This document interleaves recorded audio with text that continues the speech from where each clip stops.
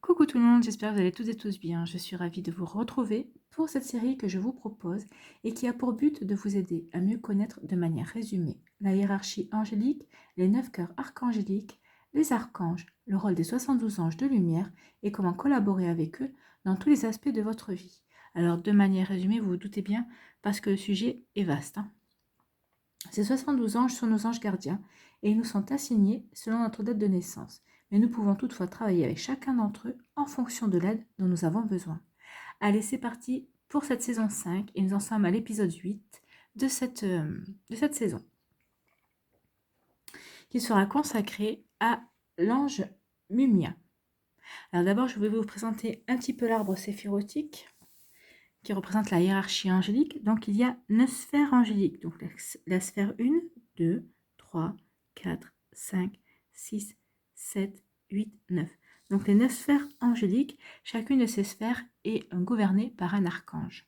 Et il y a une 10e sphère qui est également gouvernée par un archange, qui est l'archange Sandalphon, qui est une sphère plus proche de notre état d'être, que nous pourrions qualifier d'intermédiaire entre les anges et les humains, et où nous pourrions situer les avancées de la vague de vie humaine. Donc nous, la sphère qui va nous intéresser, c'est la sphère numéro 9, ici, qui est gouvernée par l'archange Gabriel. Donc ce séphira se nomme Yesod. Donc Yesod est la dernière étape avant la matérialisation, c'est le lieu d'interface entre la conscience et le réel. La compréhension de Yesod permet de comprendre comment la conscience peut agir sur le monde réel et inversement, comment le réel est perçu par la conscience. Il transmet les informations en provenance de la conscience supérieure qui est Tiferet, c'est le séphira numéro 6, vers le monde physique et vice-versa. Alors ce séphira numéro 9 correspond au cœur archangélique, les anges. Dans ce cœur des anges, tous les anges sont importants pour l'évolution de l'humain. Ces anges sont des facilitateurs, c'est-à-dire qu'ils aident les êtres humains à réussir leur vie terrestre. Les anges issus de ce cœur n'ont pas peur d'apparaître aux humains. Ils sont très près de l'humain. Si vous les priez, ils viendront rapidement vers vous et ils vous feront ressentir immédiatement leur présence, sauf l'ange et elle, parce qu'il est le plus lent de son cœur. De par leur nature, les anges adorent les humains et ils feront tout pour venir leur porter main forte lors de périodes difficiles. Cela fait partie de leur mission. Alors tout d'abord, faisons connaissance un petit peu avec l'archange Gabriel qui gouverne le séphira numéro 9. Donc Gabriel est l'archange qui parle au subconscient en éclairant l'imaginaire et les émotions.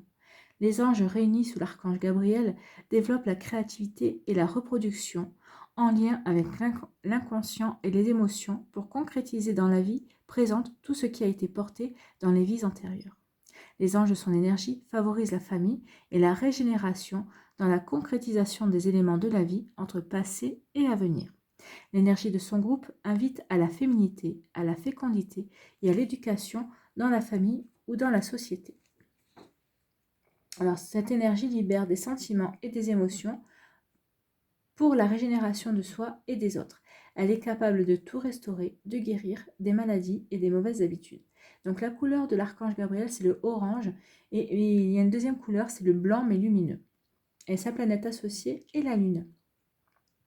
La régence de l'archange Gabriel est du 10 février au 20 mars, et le jour le plus favorable pour lui faire une demande, c'est le lundi, puisque c'est le jour de la Lune.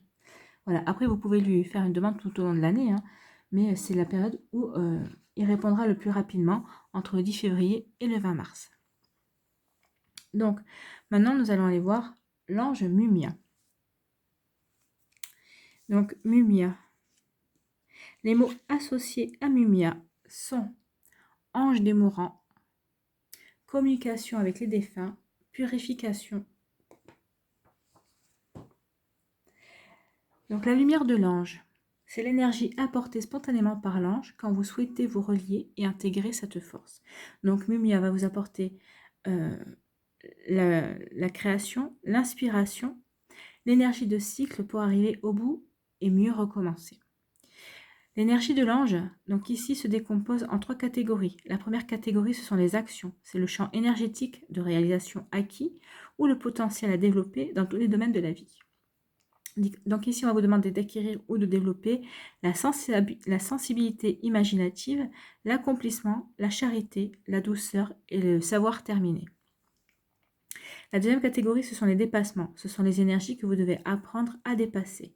Donc ici, on va parler de dispersion, de désespoir, de non-finalisation, de déprime, d'envahissement et de flou. Et la troisième catégorie, c'est le développement. On va parler d'orientation et de conseil de l'ange pour comprendre, faire grandir et élever votre chemin de vie. Donc ici, on va parler d'avoir confiance dans les perceptions des cycles de transformation de la vie. L'impermanence est une richesse d'évolution. Et on va vous demander aussi de développer la stabilité affective et émotionnelle. Donc, il faut savoir aussi que Mumia est l'ange idéal des médecins. Sa lumière les aidera à se dévouer totalement à leur passion. De plus, Mumia les aidera à trouver les meilleurs remèdes et les meilleures solutions pour les soigner adéquatement. Elle est aussi un ange important pour les mourants. Sa mission est de les aider à quitter sereinement les siens.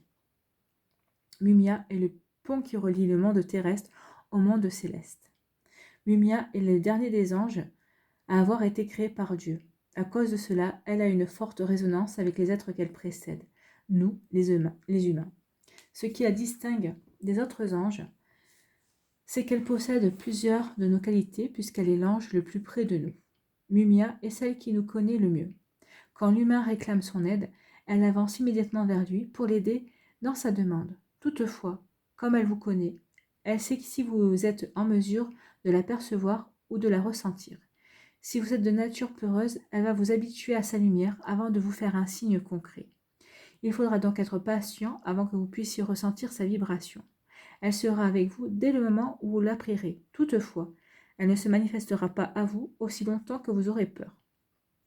N'oubliez pas que Mumia, c'est mieux que quiconque si vous êtes apte à la voir et à la ressentir.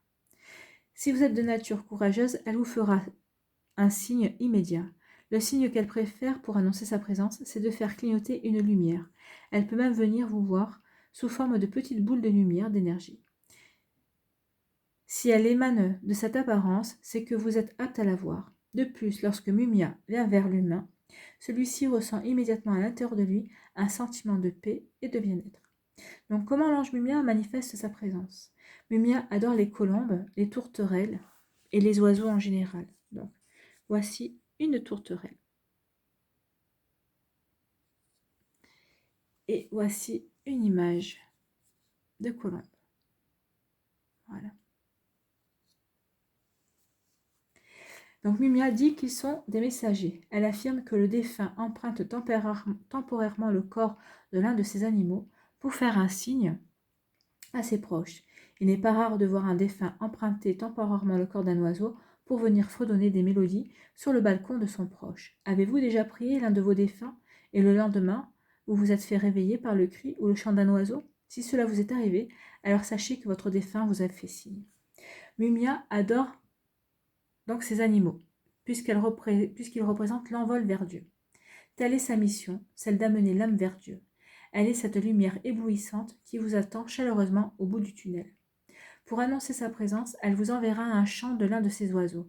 Ne soyez pas surpris ou surprise si le lendemain matin de votre demande, vous êtes réveillé par un de ces chants d'oiseaux. Puisqu'elle vous connaît bien, elle vous enverra également une odeur ou un parfum que vous aimez. Donc ce sera votre odeur ou votre parfum préféré. Un mot qu'elle adore, c'est espoir. Cet ange dit que l'espoir nourrit l'humain et lui permet d'escalader les pires montagnes. Si elle vous fait entendre ce mot, elle vous dit de ne pas lâcher et de continuer de vous nourrir d'espoir. Ainsi, vous parviendrez à résoudre ce qui vous tracasse. Il vous sera plus facile par la suite d'atteindre votre objectif. Si Mumia vous fait entendre le mot fin, cela indique qu'il est temps pour vous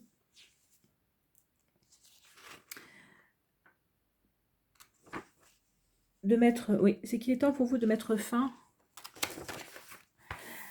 à un chapitre de votre vie. De toute façon, elle vous montrera sur quel aspect de votre vie vous devez tirer un trait.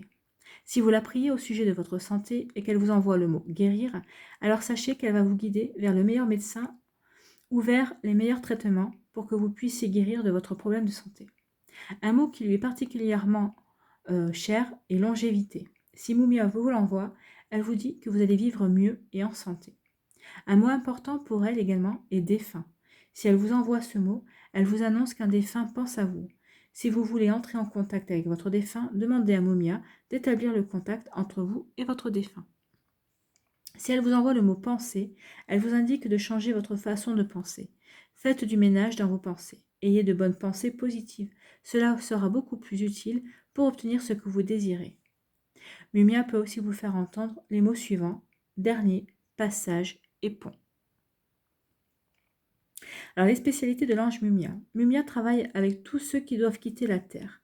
La mission importante de Mumia est d'apporter de l'aide aux mourants. Elle les aidera à traverser le pont qui relie le monde de la terre et la maison de Dieu. Cet ange s'organise pour que le passage de ces deux mondes se fasse sans trop de résistance. Alors, si vous voulez travailler avec l'ange Mumia ou l'accueillir chez vous, vous pouvez bâtir un hôtel pour accueillir cet ange.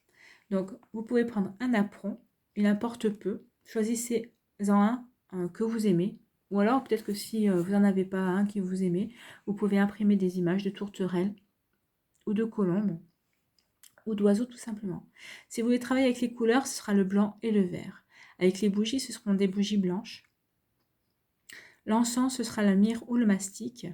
Et pour les odeurs, le parfum, c'est l'ambre, mais Mumia n'a pas de parfum ou d'odeur préférée, donc le parfum importe peu en fait. Donc je vais vous lire le texte qui correspond à une énergie de méditation canalisée par Carole Uriot. Ce texte rassemble l'ensemble du programme vibratoire exprimé par le champ d'énergie de chaque ange gardien. En le lisant ou en le prononçant à voix haute, vous entrez spontanément en résonance avec les énergies sources de l'ange de lumière qui est en vous. Donc, le texte de Mumia, je vous le rapproche. Mumia, dans le cycle continu du mouvement de la vie, j'apprends que la fin est atteignable uniquement parce que je sais qu'il faut recommencer. Dans les bras de cette lumière, je me laisse envelopper pour ressentir les caresses infinies de ma douceur. Je rayonne de ma lumière lunaire et diaphane qui éclaire les nuits et les jours de ma créativité pour me sortir de mes peurs et de mes étouffements. Tout finit, tout se renouvelle, tout est infinie renaissance pour aller plus haut, plus loin. Accroché comme les étoiles à la lune, je m'en remets avec confiance à mon cœur. Donc voilà pour le texte. Je vais également vous lire l'énergie de la signature. Donc c'est « Je suis le point fini de l'infini renouvellement et je m'en remercie ». Je répète, « Je suis le point fini de l'infini renouvellement et je m'en remercie ». Cette signature est là pour vous permettre d'affirmer votre potentiel et votre volonté de construction. Elle exprime en une phrase synthétique le programme de réalisation que recouvre l'ange concerné. La prononciation et la répétition de cette formule opèrent comme un mantra et vous permet d'augmenter l'effet de cette énergie en vous. Ne cherchez pas absolument à voir les anges.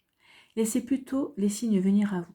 De plus, si vous n'obtenez pas le résultat escompté, ne vous acharnez pas à obtenir une réponse coûte que coûte. Parfois, il faut laisser le temps faire les choses. D'autres fois, les anges ne pourront pas vous venir en aide, car cela dépend de votre plan de vie et de ce que vous avez à travailler. Dans certains cas, la seule façon que les anges ont pour vous aider, c'est d'attendre à vos côtés. Leur présence à vos côtés peut vous calmer et vous permettre de passer ce temps d'attente dans un état d'esprit et plus serein. Voilà, c'est terminé pour ce 8e épisode de cette saison 5 concernant l'énergie des anges. Je tiens à préciser que les informations que je vous donne servent à vous aider au quotidien dans votre vie et que vous pouvez les compléter en faisant des recherches sur Internet. Vous êtes libre de choisir ce que vous faites de ces informations. Si mes propos ne reflètent en aucun cas vos croyances, alors n'en tenez pas compte tout simplement. L'important est de suivre votre cœur, c'est ce qu'il y a toujours de plus important, suivre son cœur. Je vous remercie d'avoir pris le temps de regarder et d'écouter cette vidéo. Je vous embrasse et je vous donne rendez-vous pour une prochaine vidéo. Bye bye, prenez soin de vous.